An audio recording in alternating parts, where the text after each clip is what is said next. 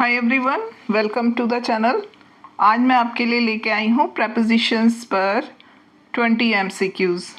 ये multiple choice questions exam के point of view से बहुत इम्पॉर्टेंट है। हर एक एग्ज़ाम में इस तरह के क्वेश्चंस आते हैं। तो देखते हैं फर्स्ट क्वेश्चन।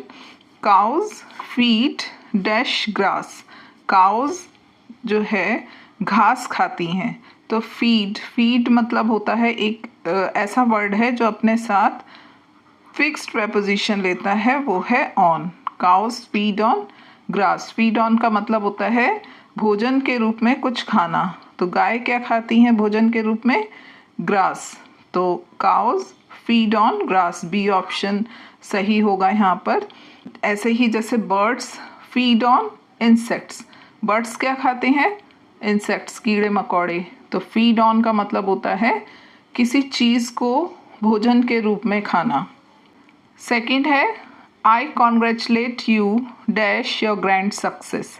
कॉन्ग्रेचुलेट मतलब बधाई देना, किसी को किसी चीज़ की बधाई देना। यहाँ पर किस चीज़ की? ग्रैंड सक्सेस की, महान सफलता की बधाई देता हूँ।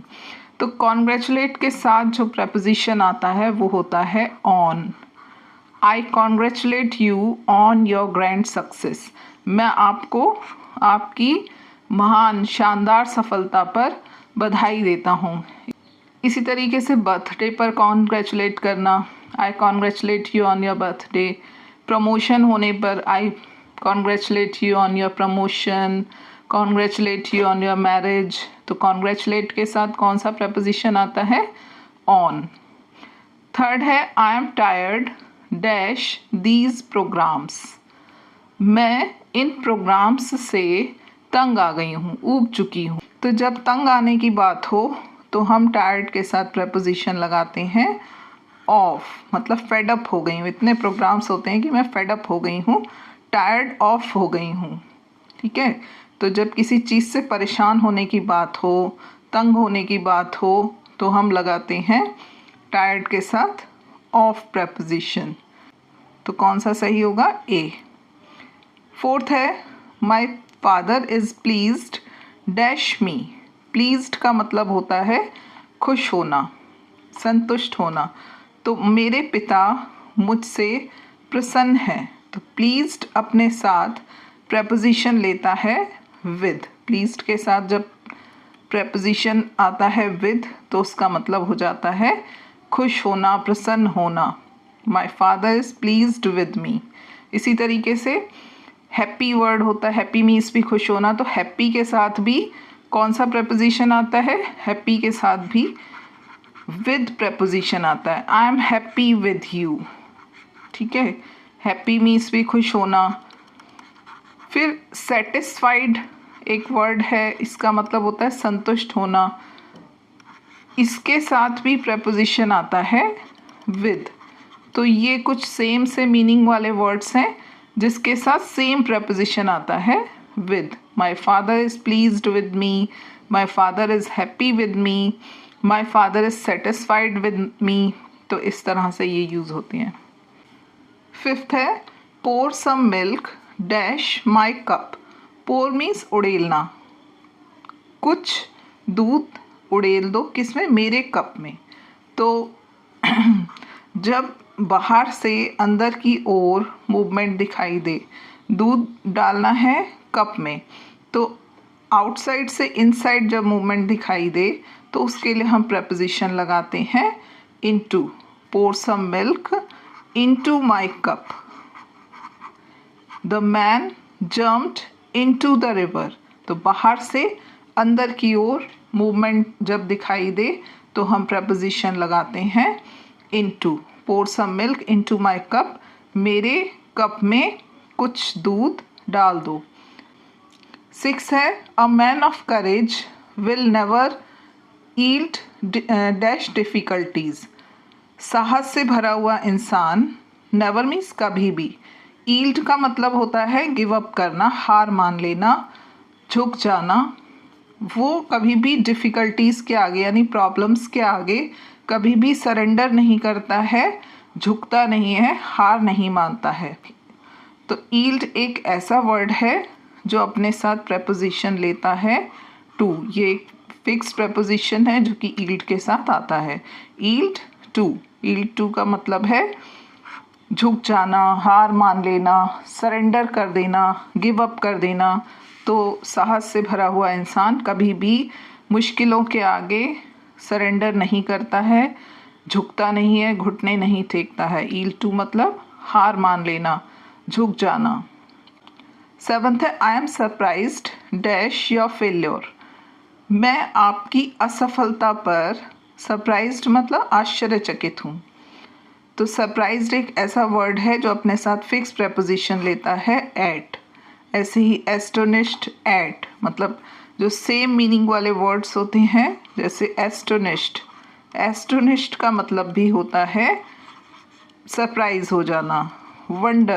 वंडर मीन्स भी होता है आश्चर्यचकित होना। तो इन सब के साथ कौन से प्रपोजिशन आते हैं? At, surprised at, astonished at, wonder at. I am surprised at your failure. मैं आपकी असफलता पर आश्चर्यचकित हूँ। I am astonished at your failure. I wonder at your success. I wonder at your failure. 8th है who is knocking dash the door.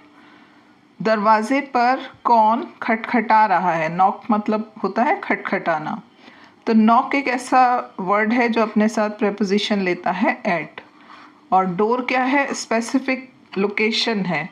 तो जो निश्चित स्थान की बात होती है, स्पेसिफिक लोकेशन की बात होती है, तो उसके साथ भी हम एट प्रेपोजिशन लगाते हैं। तो क्या होगा? Who is knocking at the door. कौन खटखटा रहा है दरवाजे पर। 9th है he was invited dash the dinner. Invited the dinner, invite के साथ प्रेपोजिशन आता है टू। किसी को डिनर के लिए इन्वाइट करना, किसी को पार्टी के लिए, फंक्शन के लिए इन्वाइट करना, तो इसके साथ हम प्रेपोजिशन लगाते हैं to. He was invited to the dinner, किसी प्रोग्राम में बुलाना, किसी वेडिंग में, शादी में बुलाना। I invited him to the wedding, मैंने उसको शादी में बुलाया। तो इसके साथ हम इन्वाइटेड वर्ड के साथ प्रपोजिशन लगाते हैं to. He was invited to the party, he was invited to the dinner. उसे रात के खाने पर बुलाया गया, आमंत्रित किया गया। 10th है he has recovered dash his illness. Recovered का मतलब होता है ठीक हो जाना, बीमारी से ठीक हो जाना। तो रिकवर्ड के साथ हम प्रेपोजिशन लगाएंगे जब कोई व्यक्ति अपनी इलनेस से, अपनी बीमारी से स्वस्थ हो जाता है, ठीक हो जाता है, रिकवर हो जाता है, तो हम प्रेपोजिशन लगाते हैं from. He has recovered from his illness, वो अपनी बीमारी से ठीक हो गया, स्वस्थ हो गया। तो कौन सा आएगा? डी आंसर सही होगा। He has recovered from his illness. 11th है he was bent dash doing mischief. Bent के साथ हम प्रेपोजिशन लगाते हैं, फिक्स प्रेपोजिशन है जिसका मतलब होता है बेंट अपॉन। बेंट अपॉन मतलब कोई काम करने के लिए दृढ़ निश्चय कर लेना, ठान लेना। तो he was bent upon doing mischief. Mischief मतलब शरारतें करना। तो वो शरारतें करने के लिए मतलब उसने ठान लिया था। तो क्या आ जाएगा यहाँ पर? सी ऑप्शन सही होगा। He was bent upon doing mischief, वो शरारतें करने के लिए तो मतलब बिल्कुल पक्का था, निश्चय कर रखा था कि शरारतें ही करूँगा। 12th है Ram is true dash his word. True के साथ हम प्रेपोजिशन लगाएंगे यहाँ पर to. True to his word का मतलब हो जाता है अपनी बात का सच्चा होना, यानी अपनी बात का पक्का होना, अपना प्रॉमिस निभाना, वायदा निभाना। Keep one's promise. True to his word मतलब कीप वंस प्रॉमिस, अपना वायदा निभाना। तो कौन सा ऑप्शन सही होगा? C, two. Ram is true to his word. Ram अपने वायदे का पक्का है, मतलब राम अपनी बात को निभाता है। 13th है do not mix dash bad boys. Mix के साथ प्रेपोजिशन हम यहाँ लगाएंगे विद, जिसका मतलब हो जाएगा कि बुरे लड़कों के साथ मिक्स मत हो, मेल जोल मत बढ़ाओ। Do not mix with bad boys. तो कौन सा प्रेपोजिशन सही होगा? ए। बुरे लड़कों के साथ, यानी कि जो अच्छे नहीं हैं, गलत काम करते हैं, उनसे संगति मत रखो, बुरे लड़कों के साथ समय मत बिताओ, मेल जोल मत रखो, mix with good people, mix with good friends, अच्छे मित्रों के साथ संगति रखो। 14th है the teacher complaint dash the boy. Option है फॉर, बिफोर, इन, अगेंस्ट। तो टीचर ने लड़के के अगेंस्ट, अगेंस्ट का मतलब होता है खिलाफ, अगेंस्ट मतलब खिलाफ, तो टीचर ने लड़के के अगेंस्ट शिकायत की। जब कंप्लेंट करते हैं किसी के खिलाफ तो क्या आता है कंप्लेंट के साथ? Against. The teacher complaint against the boy. अध्यापक ने लड़के के खिलाफ कंप्लेंट मतलब शिकायत की। 15th है he was blessed dash a son. Bless मतलब भगवान से कुछ अच्छी चीज़ का मिलना, भगवान से कुछ मिलना अच्छा। तो ही वॉज ब्लेस्ड, ब्लेस्ड के साथ हम लगाएंगे यहाँ पर preposition with. He was blessed with a son, उसे भगवान ने पुत्र से नवाजा, पुत्र दिया। तो भगवान से अच्छी चीज़ का मिलना, fortunate to receive something good, तो क्या लगाते हैं? ब्लेस्ड के साथ विद। 16th है never boast dash your wealth. Boast का मतलब होता है डींग मारना, घमंड करना, किसी चीज़ के बारे में बहुत प्राउडली बोलना। तो नेवर मतलब कभी भी नहीं, बोस्ट मतलब घमंड मत करो, ज़्यादा मत बोलो। किसके बारे में? योर वेल्थ, अपनी धन संपत्ति के बारे में। नेवर बोस्ट, क्या आएगा बोस्ट के साथ? फिक्स प्रेपोजिशन आता है of. Never boast of, D सही होगा इसका answer. Never boast of your wealth, अपनी संपत्ति के बारे में ज़्यादा बढ़ा चढ़ाकर मत बोलो, ज़्यादा घमंड मत करो, प्राउडली मत बोलो।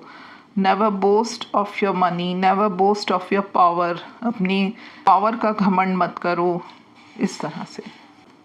17th है she longs dash her father's arrival. Long वैसे आपने सुना होगा लंबा, लेकिन जब लॉन्ग के साथ फॉर प्रेपोजिशन आ जाता है तो इसका मतलब हो जाता है किसी चीज़ का, किसी व्यक्ति का बहुत बेसब्री से इंतज़ार करना, बहुत अधिक उसके बारे में इच्छा करना। तो she longs for her father's arrival, अपने पापा के आने का बहुत ज़्यादा वो इंतज़ार कर रही है बेसब्री से। तो कौन सा ऑप्शन सही होगा? ए। 18th है the crew fail short dash food. Fail short के साथ प्रेपोजिशन आएगा ऑफ। फेल शॉर्ट ऑफ का मतलब होता है कमी पड़ जाना, जितनी ज़रूरत थी उतना सफिशेंट ना होना। क्रू का मतलब होता है जैसे कोई शिप है या एरोप्लेन है, उसके जो कर्मचारी होते हैं, जहाज़ के कर्मचारी, वो क्रू मेंबर्स कहलाते हैं। तो the crew fail short of food, तो कौन सा ऑप्शन सही होगा? D.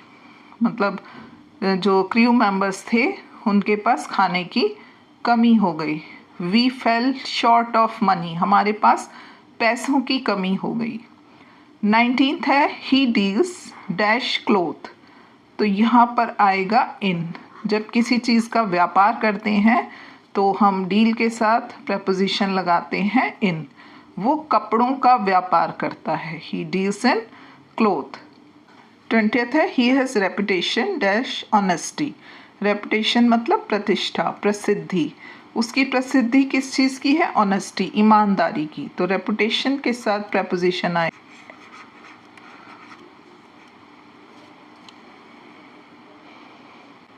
Now this question is for you.